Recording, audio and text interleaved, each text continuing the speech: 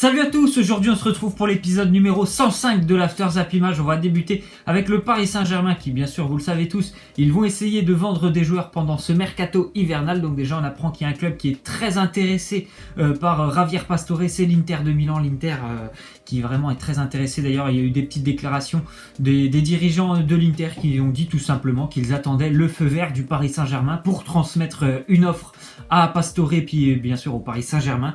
Ils sont très intéressés par son profil. Je pense qu'il peut vraiment apporter une touche technique au milieu de terrain du côté de l'Inter, Javier Pastore. Et en plus de ça, bien sûr, je pense qu'il aura un peu plus de temps de jeu qu'au Paris Saint-Germain s'il venait à rejoindre le club italien. On continue encore une fois avec l'Inter qui s'intéresse cette fois-ci à deux joueurs du Barça.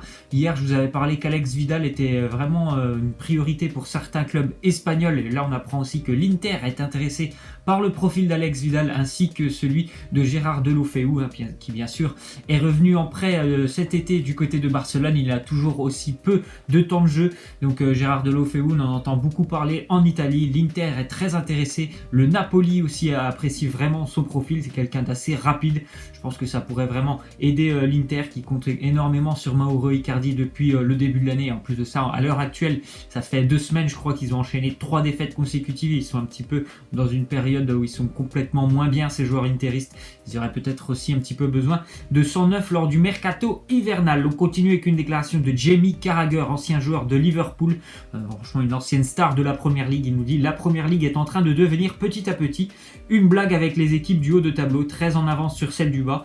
C'est comme si ces clubs acceptaient qu'ils vont perdre le match tant que c'est une défaite par 1 ou 2 buts.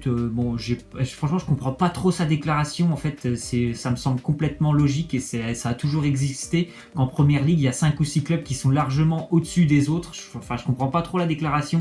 Il y a toujours eu Chelsea, les Manchester, Liverpool, City, Arsenal, on peut tous les citer, Tottenham, qui ont toujours été au-dessus des autres clubs. Je trouve pas qu'il y a un écart immense cette année entre ces clubs et ceux du fond de la Première Ligue. Forcément, il faut qu'il y ait un premier et il y a un dernier. Il y a des écarts, il y a forcément des clubs qui ont beaucoup plus de budget que certains clubs. Bon, moi, Swansea cette année a beaucoup de difficultés, mais voilà, je vois pas pourquoi, en fait, je vois pas le sens de cette déclaration. C'est tout à fait normal qu'il y ait des clubs qui ont beaucoup plus d'argent, donc beaucoup plus de moyens et forcément plus de résultats que certains clubs. Ensuite, on voit que Arsène Wenger, il nous fait une petite déclaration sur Jack Wilshere. Il nous dit: je vais m'asseoir avec Jack et discuter. Je crois que si nous arrivons à trouver un accord financier, il voudra rester. C'est vrai que Jack Wilshere, on en entendait aussi beaucoup parler, notamment d'un éventuel départ. Il y avait Marseille qui s'était positionné sur le départ. En tout cas, hier, il a joué avec Arsenal face à Crystal Palace et en plus de ça, il est très apprécié par les supporters d'Arsenal. Donc hier, il a été très très bon, je trouve, face à Crystal Palace. Il a été positionné, on va dire, un petit peu en numéro 6 et il a vraiment été très bien utilisé. Il a sorti tous les ballons proprement. C'était un petit peu un joueur piston entre la défense et l'attaque d'Arsenal. Il a envoyé de très bons ballons devant, donc j'ai trouvé sa performance assez intéressante et à mon avis, si oui, il y a un accord financier, il va rester du côté d'Arsenal. On rappelle qu'il s'était relancé l'année dernière avec un prêt du côté de Bournemouth. On continue donc avec cette victoire d'Arsenal, ce qui fait que Arsenal devient la meilleure équipe de Londres. Je parle bien de Londres en termes de derby, parce qu'hier c'était encore un derby de Londres face à Crystal Palace. C'est leur 120e victoire lors d'un derby pour les joueurs d'Arsenal. Donc c'est vraiment l'équipe qui domine Londres depuis des années, même si maintenant Chelsea et Tottenham reviennent un petit peu. Victoire 3-2 pour Arsenal du côté de Palace, notamment grâce à un doublé d'Alexis Sanchez. Ensuite, on voit que Carlos Carvalhal, qui a été limogé du côté de Sheffield Wednesday, équipe de Championship, c'est-à-dire la division 2 anglaise, il s'engage et il va prendre en main le club de Swansea. Je viens de vous en parler. Swansea est bon dernier de Première Ligue avec la moins bonne attaque, notamment 11 buts marqués. Il a été limogé il y a seulement 4 jours avec Sheffield. Il était à Sheffield depuis maintenant 3 ans. Ça fait 3 ans qu'il essaye de faire monter Sheffield en Première Ligue. Il n'a pas réussi. Il échoue souvent en play-off. Donc voilà, il reprend le club de Swansea. Ça va être compliqué pour lui d'aller chercher le maintien tellement Swansea a énormément de difficultés. On continue avec une déclaration d'Hugo Lloris sur Harry Kane. Il nous dit: il est en haut, il mérite toutes les éloges en ce moment. Maintenant, le plus difficile arrive parce qu'il doit rester à ce niveau. Mais avec sa mentalité et sa qualité, je n'ai aucun doute. Lui qui est quand même devenu le meilleur buteur de cette année 2017, Harry Kane. Bravo à lui. Je pense que moi, il a toutes les qualités pour continuer sur sa lancée. Je trouve qu'il en est en progression constante depuis maintenant 3 ans du côté de Tottenham. Et il n'arrête pas de marquer. Déjà, son équipe, elle est en progression constante et en plus de ça, lui, il devient meilleur d'année en année. Ensuite, on voit que Harry Kane est préféré à Neymar par les supporters du Real Madrid comme possible prochaine recrue du côté de Madrid. Il y a eu un petit sondage qui a été fait auprès des supporters du Real Madrid et je crois qu'à 35% des personnes sondées ont préféré voter tout simplement pour Harry Kane contre 20% pour Neymar et seulement 15% pour Kylian Mbappé. En plus de ça, lors de cette consultation, la question a été posée: est-ce que le Real Madrid doit recruter un attaquant pour le mercato hivernal? Et la réponse des supporters, elle est sans appel. 88% des personnes veulent que le Real Madrid tout simplement recrute un nouvel attaquant lors du mercato hivernal. Mais en tout cas, on apprend surtout que c'est important que Harry Kane est vraiment apprécié du côté de Madrid et certainement plus que Neymar. Donc on va voir comment ça va se passer. Certainement pas au mercato d'hiver, mais en tout cas au mercato d'été, Harry Kane il pourrait peut-être se diriger vers Madrid. On continue donc avec, selon Marca, un quotidien espagnol, il nous dit que le Barça aimerait recruter Nabil Fekir cet été. Les exigences de Liverpool se seraient trop importantes pour aboutir avec Coutinho. Jean-Michel Aulas demanderait 68 millions d'euros. Donc déjà on va attendre parce que Philippe Coutinho, on sait très bien que le Barça est capable de poser 150 ou 170 millions selon ce que demande Liverpool. Donc on verra si ça va se faire ou pas dans une ou deux semaines lors du mercato d'hiver. Mais en tout cas, Nabil Fekir, ça pourrait être vraiment une option numéro B, on va dire, pour le Barça. 70 millions d'euros, ça serait déjà très intéressant pour Lyon. Et voilà, je pense que ça peut être vraiment pas mal pour Nabil Fekir, un club qui peut vraiment lui correspondre. Sa touche technique au Barça, je pense que ça pourrait vraiment lui plaire. Il y a aussi Arsenal qui est très intéressé par Nabil Fekir. Et je crois même qu'Arsenal va proposer une offre à Lyon pour le mercato d'hiver. On continue avec une déclaration de Francesco Totti. Il nous dit: Messi est le numéro 1, mais il ne faut pas le dire à Cristiano.